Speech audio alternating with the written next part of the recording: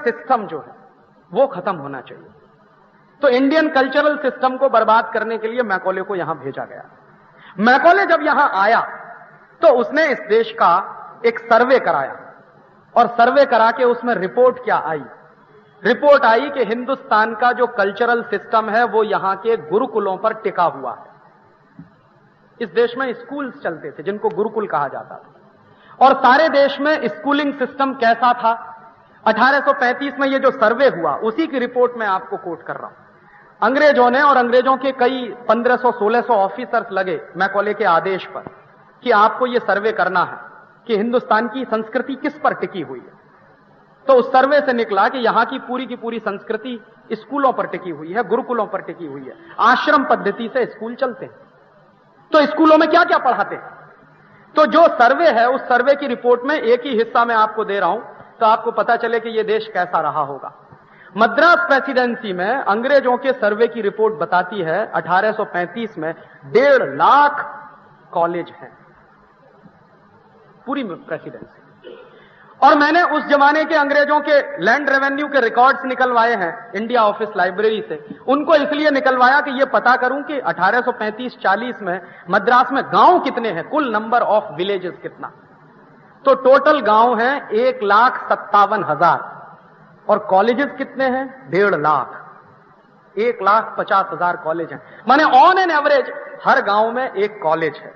और उस कॉलेज को अंग्रेज क्या कह रहे हैं अपनी टर्मिनोलॉजी में, उसी टर्मिनोलॉजी को मैं दे रहा हूं, हायर लर्निंग इंस्टीट्यूट्स, माने उच्च शिक्षा के कॉलेज हैं, कोई छोटे स्कूल नहीं है। स्कूलों के बारे में तो वो कह रहे हैं कि हर गांव में 2-3 हैं, लेकिन ये जो 1.5 लाख हैं ये कॉलेजेस हैं।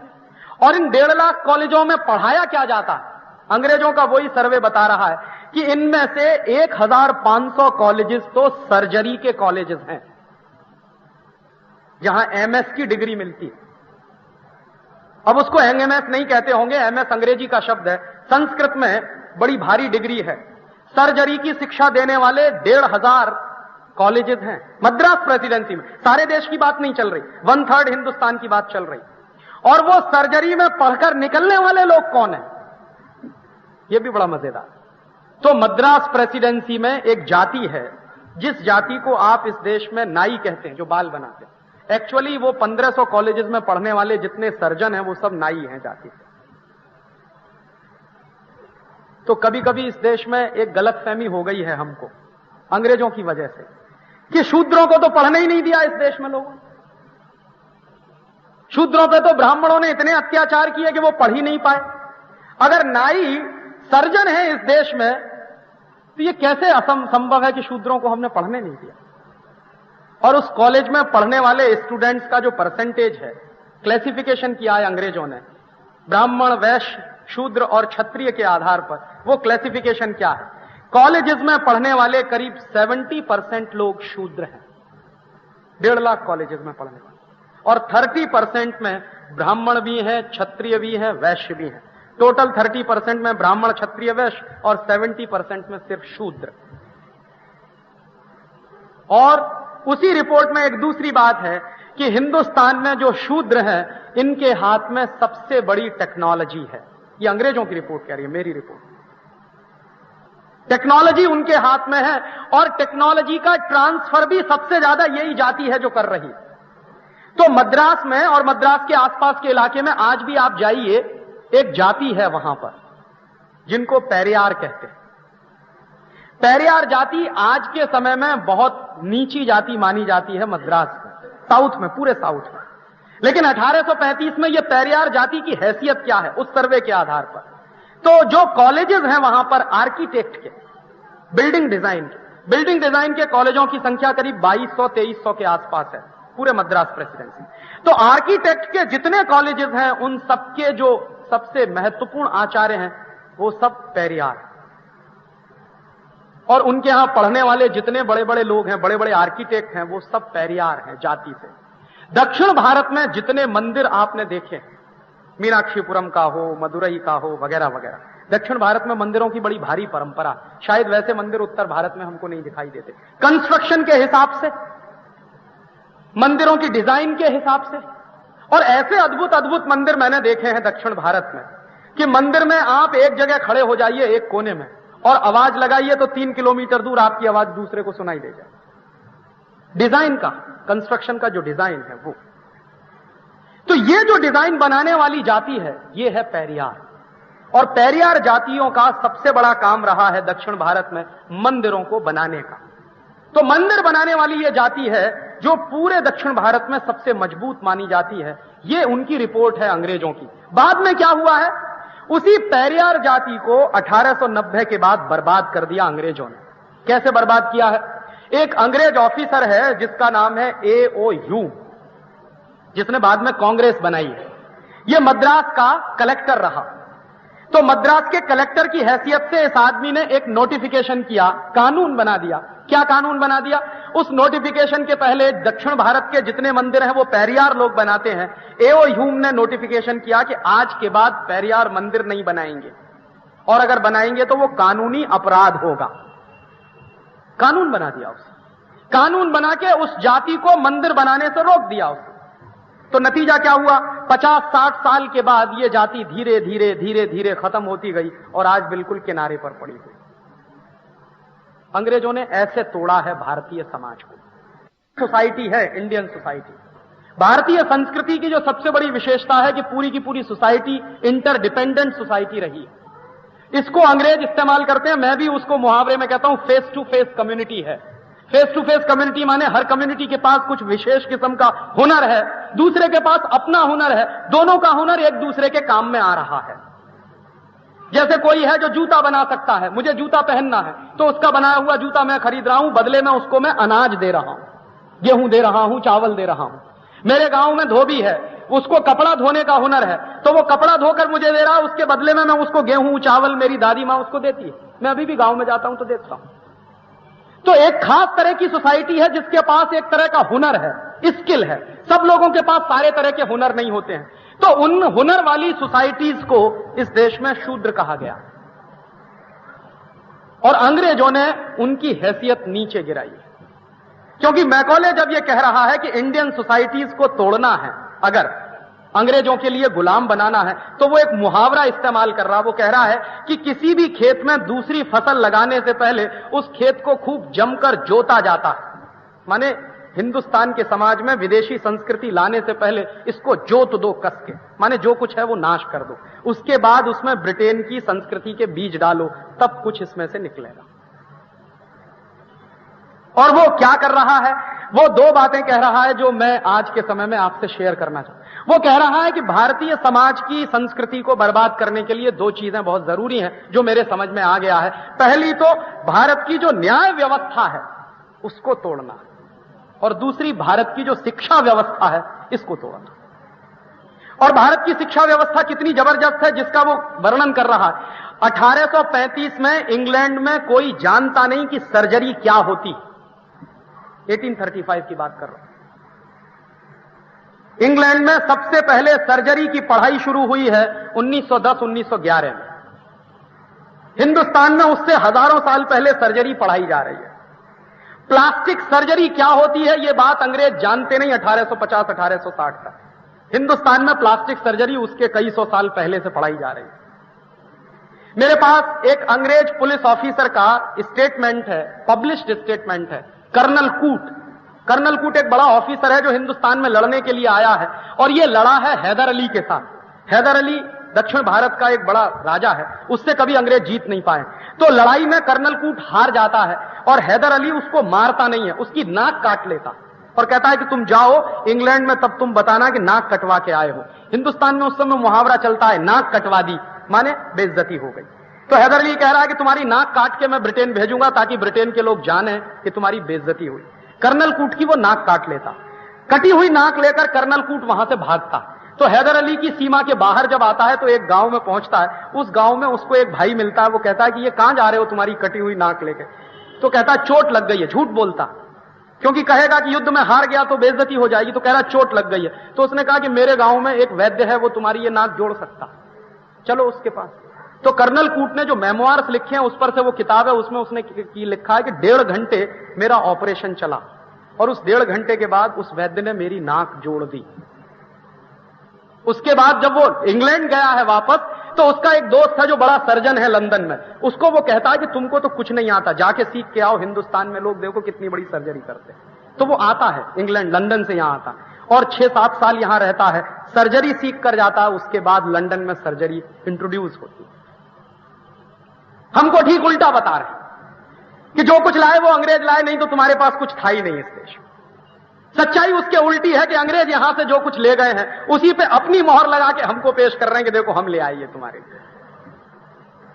तो इतना बड़ा एजुकेशन सिस्टम इस देश में चलता है तो उसके पीछे कुछ गहरी व्यवस्थाएं होंगी, अंग्रेज उसको खत्म कर रहे हैं। उसके लिए मैकॉले कानून बना रहा है, उस कानून का नाम है इंडियन एजुकेशन एक्ट।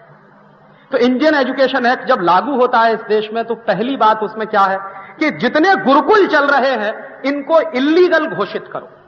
अंग्रेज सरकार यह फैसला कर रही है और गुरुकुलों को इल्लीगल अगर घोषित कर दिया जाएगा तो गुरुकुलों को दान देने वाले जो लोग हैं वो सब इल्लीगल हो जाएंगे, तो गुरुकुलों को दान नहीं मिलेगा और गुरुकुलों को दान नहीं मिलेगा तो गुरुकुल अपने आप ही बंद होने वाले हैं। उसके बाद हम क्या करेंगे, हम कॉन्वेंट स्कूल इस देश में खोलेंगे। फिर ये उसकी प्लानिंग है। उस प्लानिंग से एजुकेशन एक्ट आता है, लागू होता है, गुरुकुलों को दान बंद किया जाता है, गुरुकुलों में पढ़ाने वाले लोगों पर अत्याचार होते हैं, उनको मारा जाता है, पीटा जाता है, जेल में बंद किया जाता है। और कुछ साल के बाद पता चला धीरे धीरे गुरुकुल बंद होने लगते हैं। फिर अंग्रेजों ने सबसे पहला कॉन्वेंट स्कूल खोला है कलकत्ता, और उस कॉन्वेंट स्कूल में बच्चों को पढ़ाई के लिए एडमिशन करवाना है, उसके लिए एक आदमी इस देश में खड़ा किया गया, उसका नाम है राजा राममोहन राय। राजा राममोहन राय इस देश में खड़े किए गए हैं अंग्रेजों की तरफ से, ताकि अंग्रेजों का जो कॉन्वेंट स्कूल खुला है उसमें बच्चों को लाने की जिम्मेदारी उनके ऊपर है। और राजा राममोहन राय अंग्रेजों के बड़े भारी समर्थक व्यक्ति हैं। इतिहास में इतना तो शायद आपने पढ़ा ही होगा कि अंग्रेजी शिक्षा को हिंदुस्तान के गांव-गांव में फैलाने का काम राजा राममोहन राय ने किया। उसके पहले Raja Rammohan Roy east India company में क्लर्क हैं और नौकरी करते हैं। बाद में उनको नौकरी से छुट्टी दी जाती है और कहा जाता है कि तुमको तुम्हारी तनख्वाह मिलेगी, बस गांव-गांव में कॉन्वेंट स्कूल खोल दो और बच्चों को उसमें लाने की तुम्हारी जिम्मेदारी। अब उस जमाने में कोई मां बाप अपने बच्चों को कॉन्वेंट में भेजता नहीं। क्यों नहीं भेजता? सबको लगता है कि यह फालतू का स्कूल है। तो राजा राममोहन राय गांव-गांव जाते हैं। एक गांव का किस्सा मैं आपको सुनूं तो आपको थोड़ा पता चले। वर्धमान एक जगह है कलकत्ता के पास, बंगाल। वर्धमान में गए हैं राजा राममोहन राय और वहां के गांव के लोगों की मीटिंग बुला के कन्विंस कर रहे हैं कि आप अपने बच्चों को कॉन्वेंट स्कूल में भेजिए। तो एक गांव का किसान उनसे पूछता है कि क्या मिलेगा वहां हमारे बच्चों को? तो कहते हैं अंग्रेजी पढ़ाई जाएगी। तो किसान पूछता है उस अंग्रेजी से क्या होगा? कि आपके बच्चे अंग्रेजों जैसे हो जाएंगे। तो वो पूछ रहा है कि फिर अंग्रेजों जैसे हो जाएंगे तो हमारा क्या फायदा? तो वो कुछ बता नहीं पा रहे हैं। फिर एक तर्क वो दे रहे हैं कि आपके बच्चे टाई लगाएंगे, सूट बूट पहनेंगे।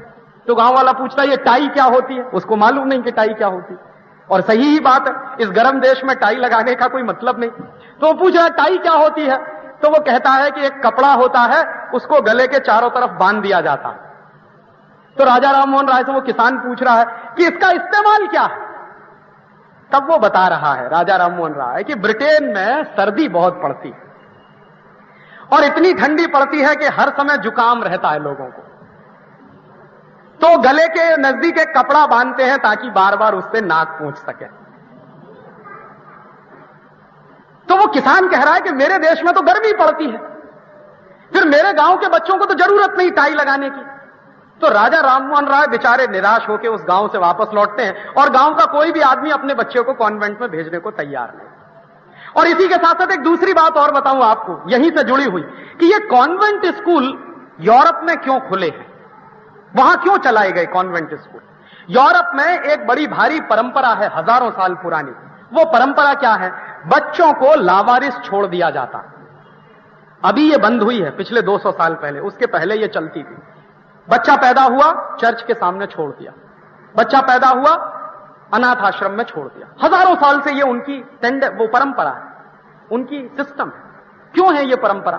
तो इंग्लैंड की हिस्ट्री जब मैं पढ़ रहा था तो मुझे पता चला कि गरीबी इतनी है कि बच्चों को पालना मुश्किल, तो बच्चों को छोड़ देते। बच्चा पैदा हुआ, चर्च के सामने छोड़ दिया या अनाथ आश्रम में छोड़ दिया। बच्चे को साथ रखने का रिवाज नहीं है, इसलिए आप जानते हैं कि वहां 10-11 साल के बाद बच्चा कोई मम्मी पापा के साथ रहता नहीं, सब छोड़ के चले जाते।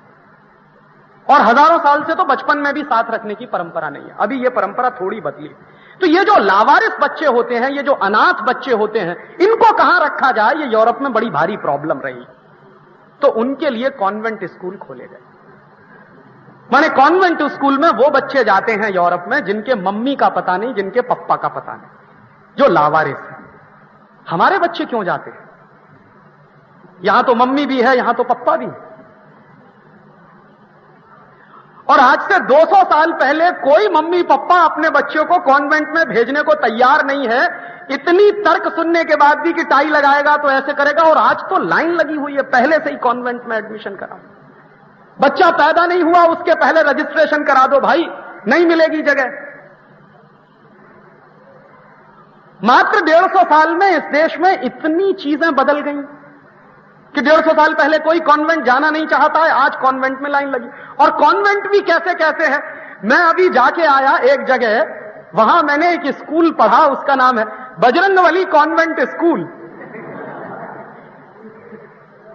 अब पूछिए बजरंगबली का कॉन्वेंट स्कूल से क्या लेना देना, लेकिन है। तो गांव गांव में, गली गली में वो जो कॉन्वेंट स्कूल खुल गए हैं, ये आज की देन नहीं है, ये मैकॉले की देन है। और मैकॉले उनको ला रहा है बहुत सिस्टमैटिक तरीके से। फिर उनमें सिलेबस क्या पढ़ाया जाएगा। 1858 में पहली बार सिलेबस तय हो रहा है कि कॉन्वेंट स्कूल में सबसे पहली शिक्षा क्रिश्चियनिटी की दी जाएगी। तो क्रिश्चियनिटी की शिक्षा दी जा रही है, उसी के हिसाब से किताबें बन रही हैं, उसी के हिसाब से सिलेबस बन रहा है, और जबरदस्ती इस देश में कॉन्वेंट स्कूलों का सिस्टम आ रहा।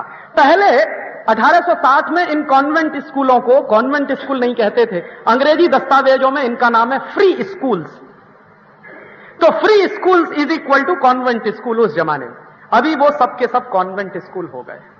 क्यों कॉन्वेंट स्कूल खोले गए हैं यूरोप में? बच्चों के माया नहीं है, पिता नहीं है, उनके भाई नहीं है, बहन नहीं है, किसी को मालूम नहीं है कि कौन किसका बच्चा है, और किसी को मालूम नहीं कि उसकी मां पिता कौन है। इसलिए लावारिस बच्चों को पालने के लिए कॉन्वेंट स्कूल खोले जाते हैं। हमने क्यों खोल लिए हैं इस देश में? यह बात मैं मानता हूं कि 1947 के पहले कॉन्वेंट स्कूल थे, तो ठीक है, अंग्रेज थे इस देश में, उनकी चलती थी, उनका कानून था, उनकी सरकार थी, जबरदस्ती वही इस देश में ये सब चलाते थे। तो मैंने एक दिन हिसाब लगाया कि 1947 के पहले जितने कॉन्वेंट स्कूल थे इस देश में, आजादी के 50 साल के बाद तो 3 से 4 गुने ज्यादा बढ़ गए। और अंग्रेज इस देश में जो ला रहे हैं सिस्टम, क्यों ला रहे हैं? ताकि भारतीय संस्कृति का नाश किया जाए। और मैकॉले लिख रहा है एक चिट्ठी जो उसके पिता को उसने लिखी है, बड़ी मशहूर चिट्ठी है जिसका जिक्र हिंदुस्तान के बहुत कह रहा है कि इन कॉन्वेंट स्कूलों में जब हिंदुस्तानी बनने लगेंगे तो ये सब वीर से हिंदुस्तानी होंगे, और ये ऐसे दिमाग से अंग्रेज पैदा होंगे कि इनको अपने देश के बारे में कुछ नहीं मालूम होगा, इनको अपनी संस्कृति के बारे में कुछ नहीं मालूम होगा, इनको अपनी परंपराओं के बारे में कुछ नहीं मालूम होगा, इनको अपनी चीजों के बारे में कुछ नहीं मालूम होगा, इनको अपने मुहावरे नहीं मालूम होंगे, इनको अपने क्लीशेज नहीं मालूम होंगे। ये सब के सब विदेशी हो जाएंगे। और ऐसे बच्चे जब हिंदुस्तान में पैदा होने लगेंगे तो अंग्रेज चले जाएं भले ही इस देश को छोड़कर, अंग्रेजियत नहीं जाएगी। ये मैकॉले लिख रहा है अपनी चिट्ठी। वही सच्चाई हमारे सामने हम देख रहे हैं। और हमने अब किस तर्क पर इन कॉन्वेंट स्कूलों को अपना लिया है? अरे साहब, अंग्रेजी तो इंटरनेशनल भाषा है, और मैं दुनिया के हर उस व्यक्ति को चैलेंज करता हूं जो ये कहता है कि अंग्रेजी इंटरनेशनल भाषा है। दुनिया में इस समय 200 से ज्यादा देश हैं, और मात्र 12 देशों में अंग्रेजी चलती है, सिर्फ 12 देशों में। 200 देशों में से मात्र 12 देशों में अंग्रेजी चलती है। 188 देशों में उनकी अपनी मातृभाषाएं चलती हैं। तो कैसे अंग्रेजी इंटरनेशनल भाषा? अंग्रेजी इंटरनेशनल भाषा तब मानी जाती जब दुनिया के 200 देशों में से 150 देशों में अंग्रेजी चलती और 50 देशों में मातृभाषा चलती। मैं मान लेता कि अंग्रेजी मात्र वहां की इंटरनेशनल भाषा। मात्र 12 देशों में अंग्रेजी चलती है। अमेरिका है, कनाडा है, ब्रिटेन है, और थोड़ा सा लैटिन अमेरिका के देश है। और वहां तो मैं मानता नहीं कि अंग्रेजी चलती है, ज्यादा लैटिन चलती है। अंग्रेजी की खिचड़ी बन गई है लैटिन के साथ। एक दूसरा तर्क है कि साहब अंग्रेजी में बहुत शब्द हैं, कुल गिन लीजिए अंग्रेजी के शब्दों की संख्या।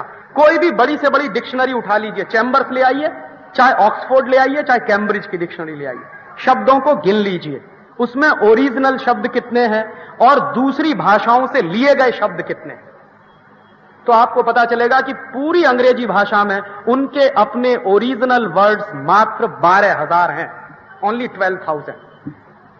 और अकेले गुजराती में ओरिजिनल शब्दों की संख्या 40,000 है, सिर्फ गुजराती में। हिंदी की तो बात छोड़ दीजिए। मराठी में ओरिजिनल शब्दों की संख्या 40 से 45,000 है। हिंदी में अपने ओरिजिनल शब्दों की संख्या 70,000 से ऊपर है। तो अंग्रेजी में शब्द हैं कहां के? फिर अंग्रेजी के शब्द सब चोरी किए हुए शब्द हैं, या तो फ्रेंच के हैं, या तो लैटिन के हैं, या तो ग्रीक भाषा के पुराने शब्द हैं, या तो इधर साउथ ईस्ट एशिया की कुछ लैंग्वेजेस चली हैं उनके शब्द हैं। अंग्रेजी के पास अपना कोई शब्द नहीं। और यह भाषा इतनी लाचार है, इतनी पंगु है कि चाचा हो, ताऊ हो, मामा हो, फूफा हो, सब अंकल, चाची हो, ताई हो, भाभी हो, नानी हो, सब आंटी, उनके पास इसके अलावा शब्द ही नहीं है। जिस भाषा में अपने रिश्तेदारों को कहने के शब्द नहीं हो, वो भाषा कैसे अच्छी भाषा मानी? और इसमें ऐसा घनचक्कर हो जाता है, कभी कभी इन लॉज हैं, अब पता नहीं उनकी तरफ के हैं कि हमारी तरफ के हैं, वो लड़की वालों की तरफ के हैं कि लड़के वालों की, दोनों ही इन लॉज हो जाते हैं। हिंदुस्तान में तो परिवारों के जो रिश्ते हैं वो इतने माइक्रो लेवल पे डिफाइन किए जाते हैं कि बुआ की, फूफा की, मौसी की, ताई की, ये तो वो तो फलानी ढिमा की, इतने माइक्रो लेवल के रिश्ते हैं क्योंकि हमारे पास उसके शब्द हैं, हम डिफाइन कर सकते हैं। उनके पास शब्द ही नहीं है डिफाइन करने। कैसे हम माने कि ये अंग्रेजी बहुत अच्छी भाषा है? कभी कभी ये तर्क देते हैं लोग कि साहब अंग्रेजी नहीं होगी तो साइंस और टेक्नोलॉजी की पढ़ाई नहीं हो सकती। और मैं कहता हूं कि बिना अंग्रेजी के ही साइंस और टेक्नोलॉजी की पढ़ाई होती है। और दुनिया में दो देश इसका उदाहरण है, जापान और फ्रांस। पूरे जापान में आप चले जाइए, इंजीनियरिंग के जितने कॉलेज हैं, मेडिकल साइंस के जितने कॉलेज हैं, सब में पढ़ाई जापानीज में होती है, कोई अंग्रेजी में नहीं पढ़ता। जापान के चार्टर्ड अकाउंटेंट्स, जापान के मैनेजमेंट में काम करने वाले सारे स्टूडेंट जापानीज में पढ़ते हैं। तो साइंस और टेक्नोलॉजी की पढ़ाई सिर्फ अंग्रेजी में होती है, यह दुनिया का सबसे रद्दी तर्क है। फ्रांस में चले जाइए, बचपन से लेकर और उच्च शिक्षा तक सब फ्रेंच में पढ़ाया जाता है। और फ्रांस में तो मैं रहा हूं, तो मैंने देखा है कि किसी आदमी को अंग्रेजी में बात करिए तो ऐसी नाक चढ़ा के यूं कर लेता है कि आपने पता नहीं कितना बड़ा अपराध कर दिया। और टूटी फूटी फ्रेंच में आप उससे दो शब्द कह दीजिए, मैसिए, बॉन्सोir, बस इतना खुश हो जाएगा कि आपने मेरी फ्रेंच तो बोली, भले ही टूटी फूटी बोली। और मैंने एक बार एक फ्रेंच साइंटिस्ट हैं जिनके साथ मैंने काम किया सोरबोन में, जब मैं यहां साइंटिस्ट था, एक बार मैंने उनको पूछा कि आपने अपनी थीसिस किस भाषा में लिखी? वो फ्रांस के सबसे बड़े साइंटिस्ट हैं इस समय, और अभी 2 साल पहले उनको नोबेल प्राइज मिला। मैं जब उनके साथ काम करता था तब उनका नाम था नोबेल पैनल में, लेकिन मिला नहीं था। अभी 2 साल पहले नोबेल प्राइज मिल गया। तो मैंने एक दिन उनसे पूछा कि आपने अपनी थीसिस किस भाषा में लिखी? तो उनका स्वाभाविक है, फ्रेंच में लिखी। तो मैंने कहा, आपको कभी किसी ने टॉन्ट नहीं कसा कि आपने अंग्रेजी में क्यों नहीं लिखा? तो उन्होंने कहा, मैं कोई पागल आदमी जिसको कहना हो कहता रहे। मुझे लगता है जिस भाषा में मैं सबसे अच्छा काम कर सकता हूं उसी भाषा में मैंने काम किया। और तब उन्होंने मुझे एक बात कही जो मैंने मेरे जीवन में भी महसूस की। उसने मुझे कहा, राजीव, जब भी कोई मौलिक काम तुमको करना हो तो तुम विदेशी भाषा में कर नहीं सकते, ये बात तुम लिख लो किसी भी डायरी में। मौलिक काम जब तुमको करना होगा तो तुम तुम्हारी मातृभाषा में ही कर पाओगे, किसी दूसरी भाषा में तुम कर नहीं सकते। हां, नकल करनी हो किसी दूसरे की तो तुम मातृभाषा छोड़कर दूसरी भाषा में कर सकते हो, लेकिन कोई मौलिक काम तुमको करना हो तो तुम जो है कभी कर नहीं सकोगे अंग्रेजी में। और मजाक में उन्होंने मुझसे कहा, जो बात बिल्कुल सच है, उन्होंने कहा, तुम ये बताओ कि हिंदुस्तान में नोबेल लॉरिएट क्यों नहीं पैदा होते? तुम्हारा देश जब गुलाम था तो 2 नोबेल लॉरिएट पैदा हुए। पहला नोबेल लॉरिएट था रविंद्रनाथ टैगोर। रविंद्रनाथ टैगोर ने किस भाषा में लिखी है गीतांजलि? बांग्ला में लिखी। बांग्ला में लिखी हुई गीतांजलि पर नोबेल पुरस्कार मिला है उनको, अंग्रेजी में लिखे हुए लेखों पे नहीं मिला। क्यों नहीं मिला? क्योंकि अंग्रेजी में रविन्द्रनाथ टैगोर उतना अच्छा लिख नहीं सकते जितना अच्छा बांग्ला में लिख सकते। और दूसरे थे जगदीश चंद्र बसु। जगदीश चंद्र बसु की पूरी थीसिस बांग्ला भाषा में है। तो वो कहते थे कि तुम्हारे देश में जब अंग्रेजों का राज्य चलता था तो 2 नोबेल पुरस्कार वाले लोग पैदा हुए, अब तो तुम्हारा राज्य चलता है तो लाइन लग जानी चाहिए थी। पता चला कि आजादी के बाद एक भी नहीं है। अकाल ही अकाल है इस देश में नोबेल लॉरिएट का। और जबकि हमसे छोटे छोटे देश हैं, स्वीडन है, डेनमार्क है, नॉर्वे है। स्वीडन, डेनमार्क, नॉर्वे को मैं कहूं तो सिटी कंट्रीज हैं। हमारे एक एक शहर की जितनी आबादी है उनका कुल आबादी है पूरे देश की। तो दुनिया भर में जो पिद्दी से देश हैं उनके यहां हर साल नोबेल पुरस्कार, हर साल नोबेल लॉरिएट पैदा होते हैं। हमारा 96 करोड़ का देश, हम एक नोबेल लॉरिएट पैदा नहीं कर पाते। कारण क्या है? चिंतन हमारा मातृभाषा में नहीं। और चिंतन अगर मातृभाषा में नहीं कर सकते तो कभी भी विकास होता नहीं दिमाग का। ये बहुत बड़ी गलतफहमी है हमको कि अंग्रेजी में पढ़ के हमारा बच्चा ज्यादा इंटेलिजेंट बनेगा।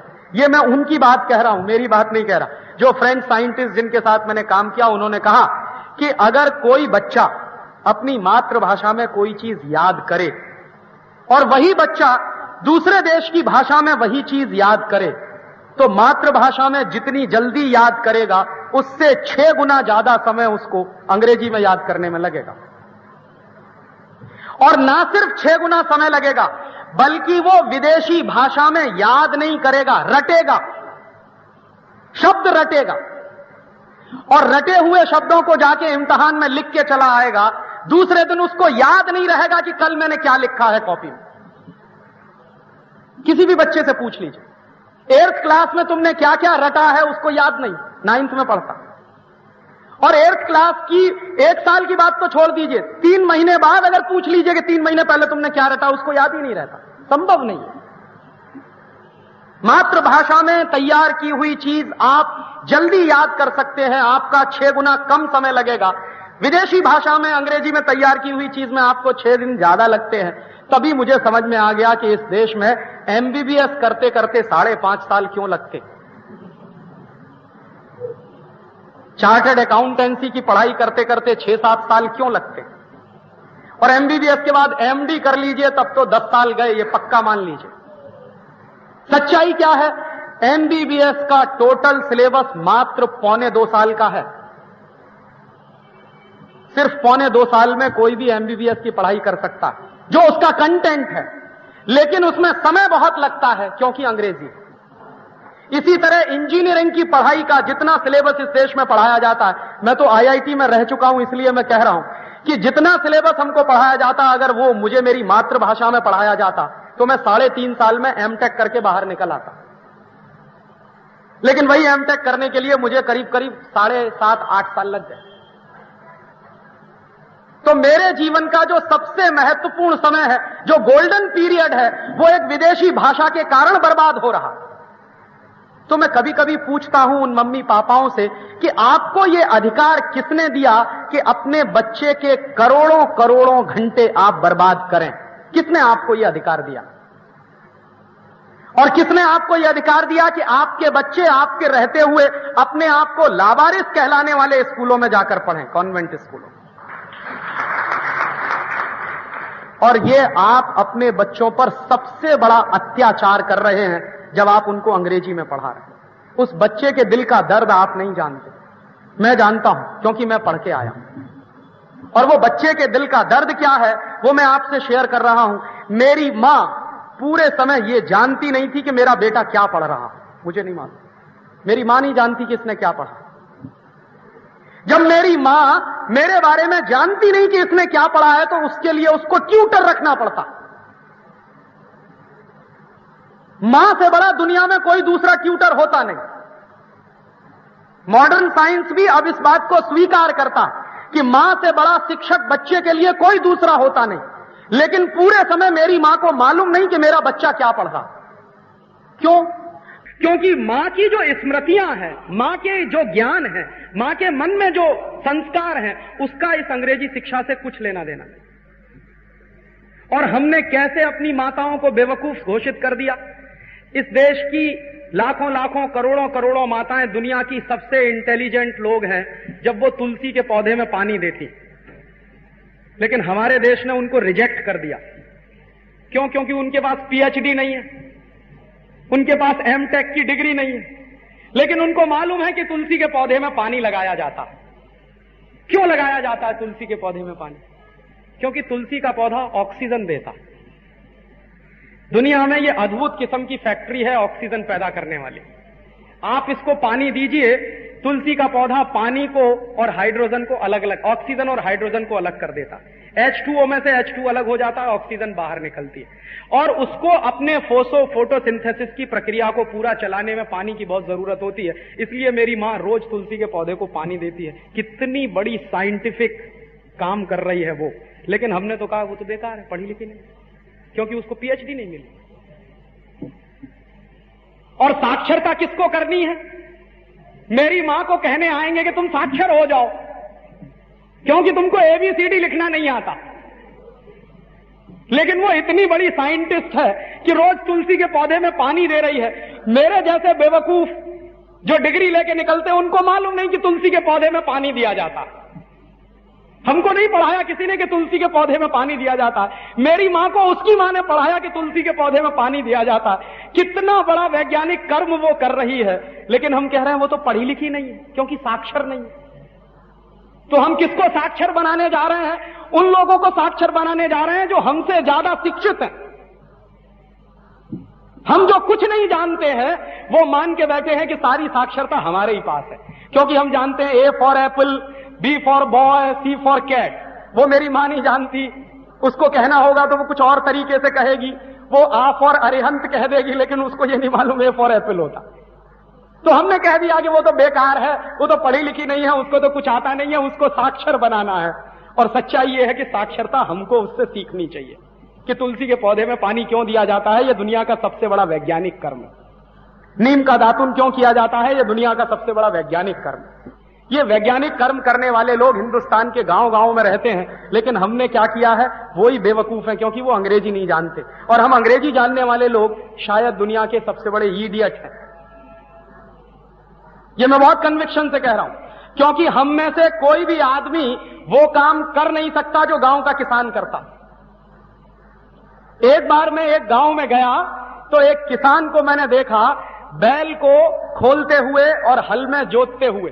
तो मैंने थोड़ी देर 2 मिनट अपने मन में सोचा कि मान लो ये काम मुझे करना पड़े तो बैल कहीं होगा और मैं कहीं होऊंगा। मैं नहीं कर सकता उस काम को। बैल को कहां से खोलकर कैसे हल में लगाना है, ये स्किल उसके पास है। और जिस आदमी के पास इतना बड़ा स्किल है, उसको हमने कहा ये अनस्किल्ड लेबर है। ये तो अंग्रेजों की दी हुई परिभाषाएं, और ये सारी परिभाषाएं निकली कहां से है? इसी अंग्रेजी के एजुकेशन सिस्टम से। हमने होशियार किसको माना, हमने इंटेलिजेंट किसको माना? पटर पटर अंग्रेजी में 10-12 वाक्य जो बोल सके, भले ही ग्रामेटिकली वो इनकरेक्ट हो, लेकिन जो जितनी फास्ट अंग्रेजी बोले वो उतना इंटेलिजेंट। ये हमने मान्यताएं बना ली। जबरदस्ती गुजराती बोल सकते हैं, अच्छी मराठी बोल सकते हैं, इंप्रेशन जमाने के लिए धड़ाधड़ अंग्रेजी में बोलते चले जाए, ताकि सामने वाले पे रौब पड़े। किस पे रौब डाल रहे हो भाई? तुम तो खुद अपने मन में इतने हीन हो गए हो कि अपनी मातृभाषा में बात नहीं कर सकते। और जो समाज अपनी मातृभाषा से कट जाता है, उस समाज का कभी भला नहीं होता। जापान गुलाम हुआ था अंग्रेजों का। ये आज की बात नहीं है, 300 साढ़े 300 साल पुरानी बात है। और जापान में कॉन्वेंट स्कूल खोल दिए थे अंग्रेजों। उन कॉन्वेंट स्कूलों में पढ़ाने के लिए कुछ 5-1 लाख जेसुइट्स लोगों की फौज खड़ी की गई थी जापान में।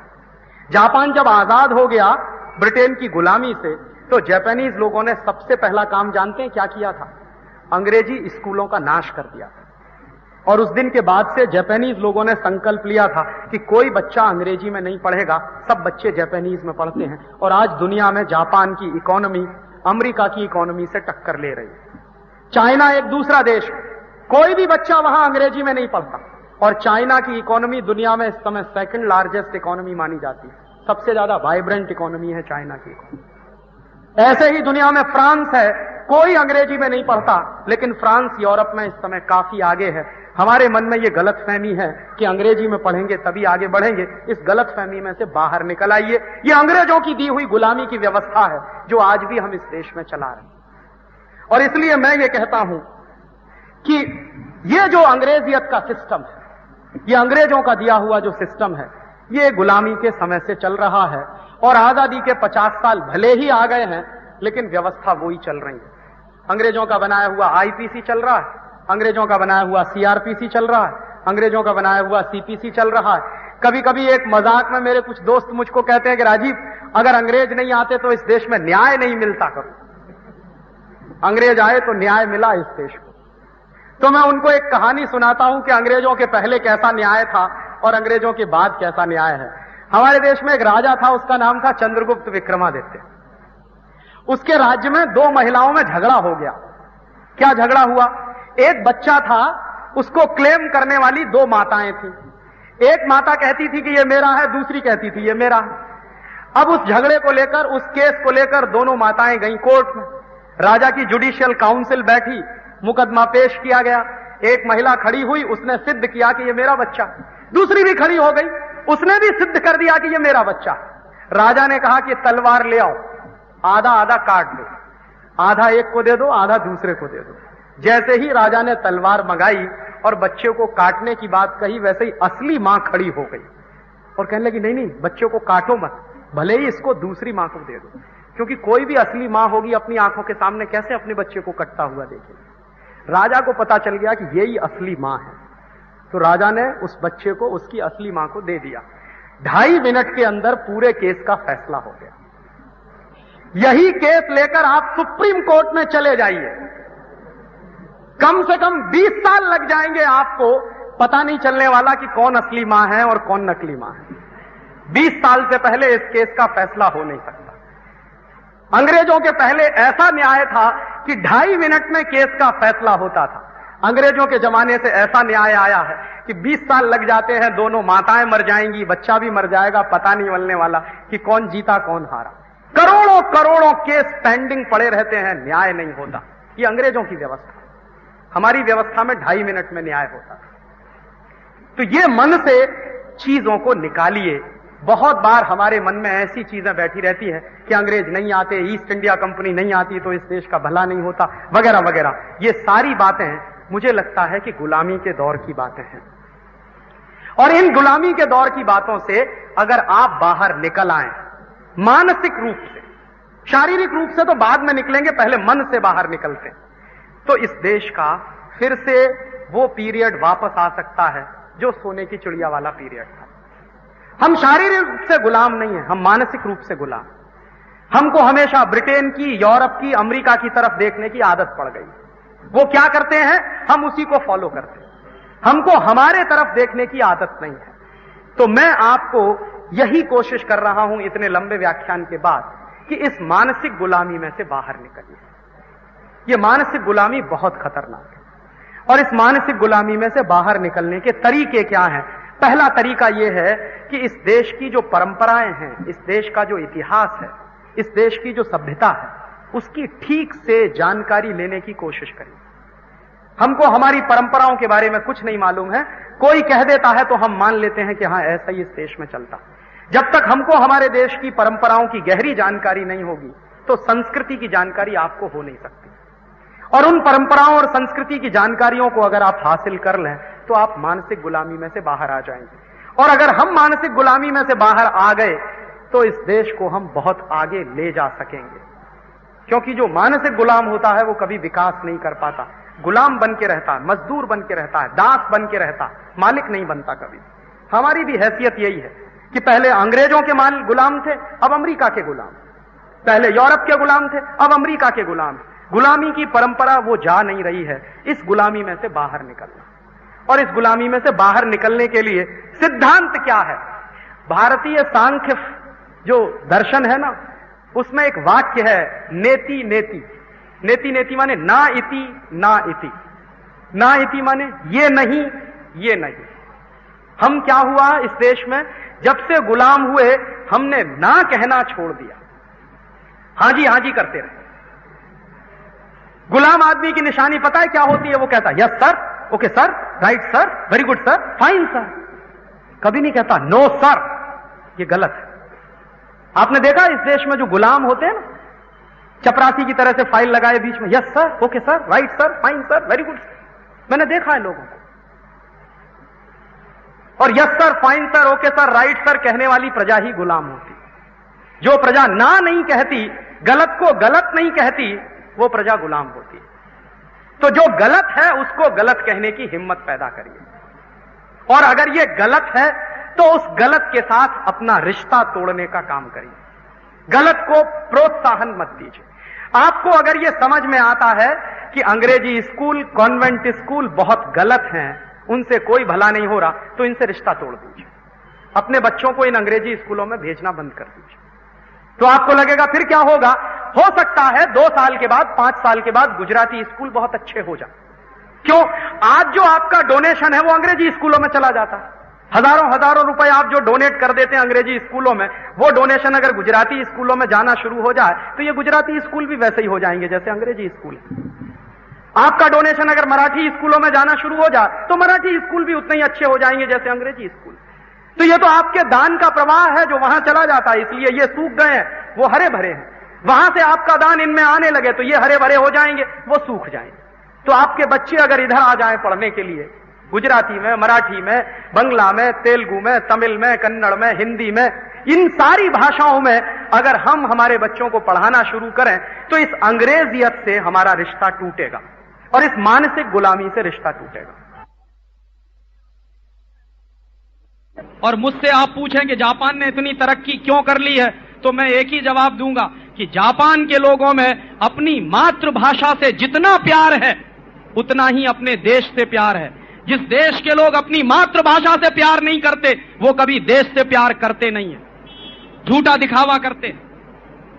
जो अपनी मातृभाषा को नहीं मानता वो देश को कैसे मानेगा? इसलिए जापान के बच्चों में बचपन से कूट कूट कर नेशनैलिटी की भावना भरी जाती है। हम हिंदुस्तान के प्रधानमंत्री हैं जो अंग्रेजी में बात करते हैं उनके साथ। तो कभी भी ये बात सच नहीं है कि हमारा बच्चा अंग्रेजी में नहीं पढ़ेगा तो वो पीछे रह जाएगा।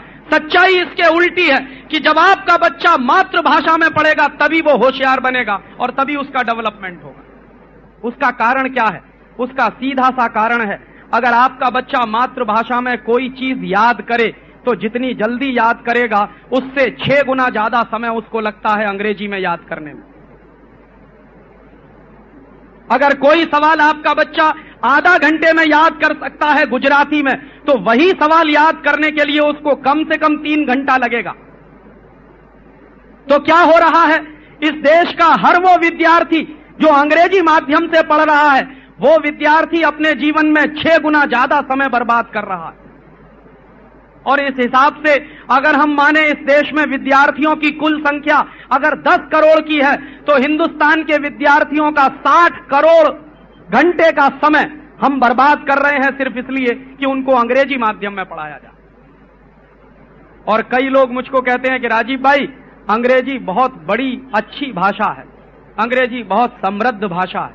और उनको मैं ये तर्क देता हूं कि किसी भी भाषा की समृद्धि इस बात से तय होती है कि उसमें कितने शब्द हैं।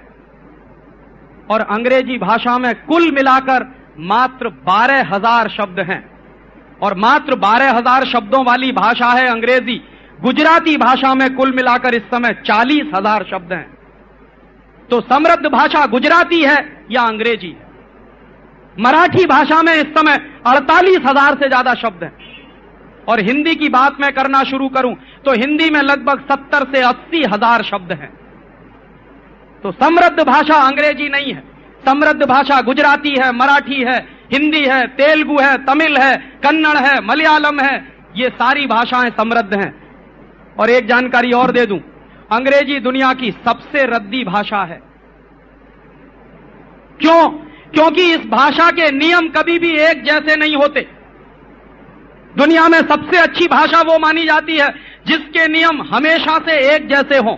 जैसे संस्कृत भाषा के जो नियम आज से 1000 साल पहले थे वही नियम आज भी हैं। लेकिन ये बात आप अंग्रेजी के बारे में नहीं कह सकते। अंग्रेजी में आज से मात्र 200 साल पहले दिस लिखा जाता था TIS और आज लिखा जाता है THIS। मात्र 200 साल पहले दिस लिखते थे TIS करके और आज लिखते हैं THIS। ये क्या चक्कर है? अंग्रेजी में मात्र 150 साल पहले जिन शब्दों की स्पेलिंग अलग होती थी उन शब्दों की स्पेलिंग बदल गई है, बहुत बड़े पैमाने पर बदल गई। और अंग्रेजी भाषा एक ऐसी भाषा है जिसमें पता ही नहीं चलता, प्रोनंसिएशन कभी एक जैसा होता नहीं, एक्सेंट कभी एक जैसा होता नहीं। ऑस्ट्रेलिया में आप जाइए, कोई भाई आपसे कहेगा, अगर उसको कहना है टुडे, तो ब्रिटेन में जाइए तो टुडे कहेगा, ऑस्ट्रेलिया चले जाइए तो कहेगा टुडाई टुडाई टुडाई। तो कभी कभी मुझे आश्चर्य होता था कि टुडाई माने क्या होता है, TO2 और DIE माने मरने के लिए, और जबकि वो कह रहा है आज माने टुडे। समझ में ही नहीं आता। स्कॉटलैंड में चले जाइए एक प्रोनंसिएशन मिलेगा, आयरलैंड में चले जाइए दूसरा मिल जाएगा, इंग्लैंड में आ जाइए तीसरा मिल जाएगा, ऑस्ट्रेलिया चले जाइए चौथा मिल जाएगा, अमेरिका पहुंच जाइए पांचवा मिल जाएगा। अमेरिका और ब्रिटेन में यही झगड़ा होता है, एक की अंग्रेजी में Z का ज्यादा प्रयोग करते हैं, दूसरे में S का ज्यादा प्रयोग करते हैं। कोई नियम ही नहीं बना पाए आज तक वो इस बात के लिए। इस हिसाब से तो अंग्रेजी दुनिया की सबसे रद्दी भाषा। और फिर एक जानकारी और दे दूं, बहुत लोग ये तर्क देते हैं कि अंग्रेजी इंटरनेशनल लैंग्वेज है, और मैं आपको बता रहा हूं कि सारी दुनिया में मात्र 12 देश हैं जहां की मातृभाषा अंग्रेजी है, बाकी 188 देशों की मातृभाषा अंग्रेजी नहीं है। बाकी 188 देश जो हैं उनकी मातृभाषाएं अंग्रेजी से अलग हैं। तो दुनिया में अगर 200 देश हैं और उन 200 देशों में मात्र 12 देशों में अंग्रेजी मातृभाषा है, तो ये अंग्रेजी इंटरनेशनल लैंग्वेज कैसे हो गई? ये तो माइनॉरिटी की लैंग्वेज है। और जनसंख्या के हिसाब से देखना शुरू कर दीजिए तो अंग्रेजी बोलने वालों की जनसंख्या दुनिया में मुश्किल से कुल जनसंख्या का 2-3% है, बस मुश्किल से 2-3%। पूरी दुनिया की अगर कुल जनसंख्या हम माने 6 अरब की, 600 करोड़ की, तो उसमें मुश्किल से 3% लोग हैं जो अंग्रेजी बोलते हैं या समझते हैं, बाकी सारे के सारे लोग नॉन अंग्रेजी वाले लोग हैं। तो कैसे मैं मान लूं कि ये इंटरनेशनल लैंग्वेज है? उस हिसाब से अगर मानी जाए तो दुनिया में इंटरनेशनल लैंग्वेज तो चाइनीज हो सकती है, क्योंकि सबसे ज्यादा लोगों द्वारा चाइनीज बोली जाती है दुनिया में। और दूसरे नंबर की अगर कोई भाषा हो सकती है तो वो हिंदी ही हो सकती है, क्योंकि चाइनीज के बाद हिंदी सबसे ज्यादा लोगों द्वारा बोली जाने वाली भाषा है। और अंग्रेजी सबसे रद्दी भाषा जानते हैं क्यों है? क्योंकि अंग्रेजी में चाचा अंकल है, ताऊ भी अंकल, मामा भी अंकल है तो मौसा भी अंकल है, फूफा भी अंकल है तो फूफा जैसा भी कोई अंकल है, चाची आंटी है, ताई भी आंटी है, मामी भी आंटी है, मौसी भी आंटी है। अब जरा बताइए कि मामी और मौसी में कितना फर्क है? जरा बताइए तो सही कि क्या मामी और मौसी दोनों बराबर हो सकती है? या मामा और ताऊ दोनों एक हो सकते हैं क्या? या काका और मामा दोनों एक हो सकते हैं क्या? उनके यहां तो सब आंटी हैं या अंकल हैं। जानते हैं चक्कर क्या? चक्कर यह है कि उनके पास अपने रिश्तों को डिफाइन करने के लिए शब्द नहीं है, और जिस भाषा में अपने रिश्तों को डिफाइन करने के शब्द नहीं हो वो सबसे रद्दी भाषा है। ये खामखा की गलतफहमी हमारे मन में आ गई है कि अंग्रेजी बड़ी ऊंची भाषा है। ये तो चूंकि अंग्रेज आ गए और हम उनके गलती से गुलाम हो गए, इसलिए अंग्रेजी आ गई इस देश में। अगर अंग्रेज नहीं आए होते तो शायद संस्कृत इस देश की राष्ट्रभाषा होती। और आज आपको एक जानकारी और दे दूं, दुनिया में कंप्यूटर के लिए सबसे ज्यादा वैज्ञानिक भाषा अगर कोई है तो वो संस्कृत है। और ये सारे वैज्ञानिक कह रहे हैं कंप्यूटर चलाने के लिए जो बेस्ट एल्गोरिथम तैयार किया गया है वो संस्कृत की मदद से तैयार हुआ। दुनिया में अमेरिका में जो सुपर कंप्यूटर चल रहे हैं उन सुपर कंप्यूटर्स की प्रोग्रामिंग अब संस्कृत में तैयार करने की कोशिश चल रही। शायद आप नहीं जानते, आपसे ज्यादा संस्कृत पर रिसर्च इस समय जर्मनी में चल रही है। काहे को चल रही है? क्यों? पागल नहीं है वो लोग। वो जानते हैं कि इस भाषा में कितना खजाना छुपा हुआ। वो जानते हैं कि इस भाषा में, हिंदुस्तान में लाखों लाखों दस्तावेज अभी भी रखे हुए हैं संस्कृत में, जिनमें बेशकीमती खजाने छुपे हुए हैं। और आपको आपकी भाषा से काटकर एक विदेशी भाषा में डाल दिया गया है। और ये विदेशी भाषा में बहुत गहरा असर दिमाग पर पड़ता है। मैं चैलेंज के साथ कहता हूं, कोई भी बड़े से बड़ा 30 मार्खा अंग्रेजी बोलता है तो जानते हैं क्या करता है? पहले मातृभाषा में सोचता है, फिर उसको ट्रांसलेट करता है, माने 2 गुनी मेहनत करता है, तब अंग्रेजी बोलता है। और आपको एक जानकारी और दे दूं, आप अपने जीवन के अत्यंत निजी क्षणों में मातृभाषा इस्तेमाल करते हैं, कभी दूसरी भाषा निकलती नहीं मुंह से। जब बीमार होते हैं, कष्ट होता है, तो मां निकलता है मुंह से, मम्मी नहीं निकलता, मदर नहीं निकलता, मॉम नहीं निकलता। क्यों? और जब आप बहुत ज्यादा गुस्सा होते हैं तो भी गाली मुंह में मातृभाषा में ही निकलती है, अंग्रेजी में नहीं निकलती। तो आप अपने जीवन के जितने व्यस्ततम निजी क्षण होते हैं अपनी मातृभाषा में ही बात कर सकते हैं। और तब इस बच्चे को जिसको आपने अंग्रेजी में डाल दिया है उसके ऊपर कितना बोझा पड़ता है इसका आपको अंदाजा नहीं है। आप अपने घर में मातृभाषा में बातें करते हैं, कच्छी में बातें करते हैं, गुजराती में बातें करते हैं, बच्चा उसी को सुनते सुनते सीखता है। बच्चा सीखता कैसे है? बच्चा सीखता है नकल करके। तो जिस तरह से आप प्रोनाउंशिएट करते हैं वैसे ही बच्चा प्रोनाउंशिएट करने की कोशिश करता है और उससे उसकी भाषा का विकास होता है। तो स्वाभाविक रूप से जो वो सीख कर आया है उसके ठीक उल्टी भाषा में आप उसको पढ़ने के लिए मजबूर करते हैं। तो नतीजा क्या निकलता है? नतीजा निकलता है कि वो बच्चा फिर पढ़ता नहीं है, रटता है चीजों को। और अगर मैं गुजराती में कहूं तो पोपट हो जाता है। तो जो पोपट हो जाता है बच्चा, उसकी एक खासियत होती है। किसी भी बच्चे को आप पढ़ाइए, मान लीजिए आपका बच्चा कक्षा 8 में पढ़ता है और उसका इम्तिहान हुआ है, तो इम्तिहान के लिए वो रटेगा और रटने के बाद इम्तिहान में लिख कर आएगा। 2 दिन बाद आप उससे पूछ लीजिए, उसको कुछ भी याद नहीं है कि उसने क्या लिखा 2 दिन पहले। 2 दिन बाद वो भूल जाएगा उसने क्या लिखा। 1 साल की तो बात ही छोड़ दीजिए, मुझे खुद याद नहीं है अंग्रेजी में जितनी चीजें मैंने रटी हैं वो मुझे खुद याद नहीं, आज मुझे खुद याद नहीं। और इस अंग्रेजियत की शिक्षा व्यवस्था कैसा सत्यानाश करती है वो मैं मेरा एक उदाहरण आपको देना चाहता हूं। मैं कक्षा 9 में जब पढ़ता था तो मुझको मार मार के एक फॉर्मूला सिखाया गया मैथमेटिक्स का, x + y का whole square is equal to x² + 2xy + y²। फिर इसी को सिखाया गया x - y whole square is equal to x² - 2xy + y²। अक्सर क्या होता था, मैं भूल जाता था। क्या भूल जाता था? x + y में प्लस होगा, x - y में प्लस होगा, इसी में अक्सर भूल जाता था। तो अक्सर क्या होता था कि x + y में -2xy लिखता था या x - y में +2xy लिखता था। अक्सर गणित में मेरे नंबर कट जाते थे तो मेरी पिटाई होती थी। और उस पिटाई के डर की वजह से मैंने एक बार 3 महीने सारी पढ़ाई बंद करके ये दोनों फॉर्मूले रटना शुरू किया और 3 महीने रटता रहा। 10 किलो कॉपी मैंने भर दी होगी इन 2 फॉर्मूलों को रटने के लिए। लेकिन आज मैं कह रहा हूं कि इन दोनों फॉर्मूलों का मेरे जीवन में कोई इस्तेमाल नहीं।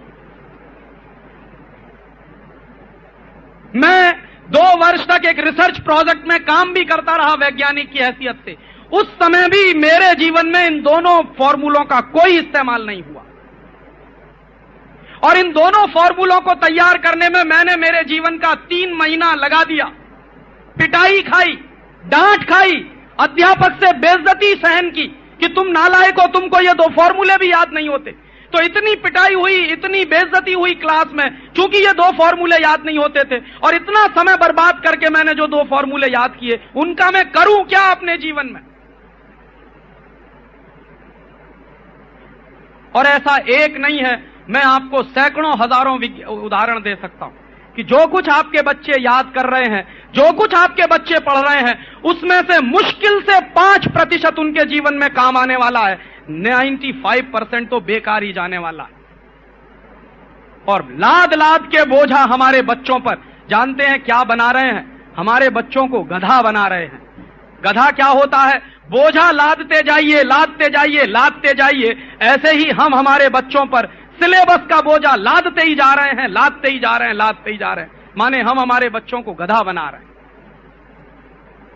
इतना होमवर्क, ट्यूशन पढ़ाने आए वो भी होमवर्क देता है, स्कूल में पढ़ने जाए वहां भी होमवर्क मिलता है। और मैं आपको कह रहा हूं कि जो होमवर्क इनके टीचर्स देते हैं बच्चों के, उनसे पलटकर पूछ लीजिए, उनको नहीं आता वो होमवर्क कैसे होने वाला।